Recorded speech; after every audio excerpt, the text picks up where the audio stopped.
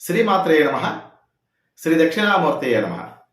ఈరోజు అమ్మవారి యొక్క సహస్రనామాలలో 26వ నామం యొక్క విశిష్టతను తెలుసుకుందామండి. కర్పూర వీటికామోద సమాకర్ష దిగంతర. ఈ నామంతో మనం అమ్మవారికి నమస్కారం చేసేటప్పుడు కర్పూర వీటికామోద సమాకర్ష దిగంతరాయై నమః అని పలకాలి. కర్పూర అంటే కర్పూరపు, వీటిక అంటే తాంబూలము యొక్క, ఆమోద అంటే సువాసన, సమాకర్షత్ అంటే చక్కగా గ్రహిస్తున్న, దిక్ప్లస్ అంతర అంటే దిగంతముల వరకు ఆవరణములు కలిగినది అనేటువంటి స్థూలమైన అర్థాన్ని మనం చెప్పుకుంటాం.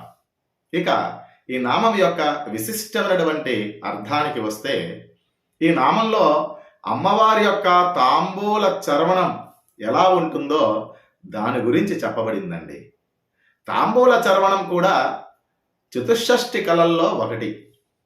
లోకంలో ఎన్నో రకాల తాంబూలాలు ఉన్నప్పటికీ అమ్మవారు వేసుకునేటువంటి తాంబూలము కర్పూర తాంబూలం.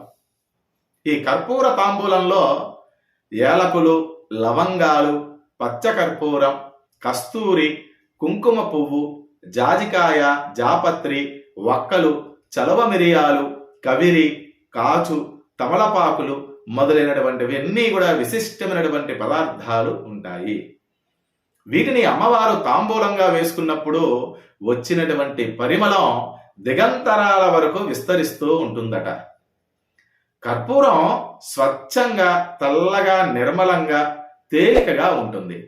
మరియు దీనికి ఉన్న మరొక ప్రత్యేకత, తన స్థూలమైన రూపం ఘనస్థితిలో ఉన్న ద్రవస్థితి పొందకుండానే సూక్ష్మస్థితి అయినటువంటి వాయువులోకి తక్కువ కాలంలోనే సూటిగా చేరిపోతుంది.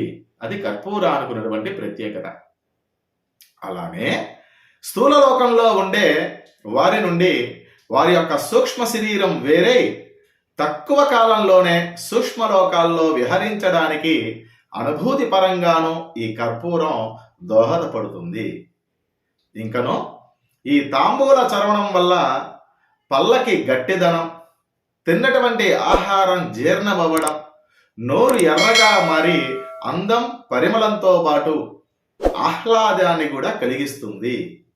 కనుక అమ్మవారి యొక్క కర్పూర తాంబూల చర్వణం వల్ల ఈ సమస్తమైనటువంటి దిగంతరాలన్నీ కూడా సువాసనలతో వెదజల్లబడుతూ ఆహ్లాదాన్ని, ఆనందాన్ని కలిగిస్తూ ఉంటాయిట.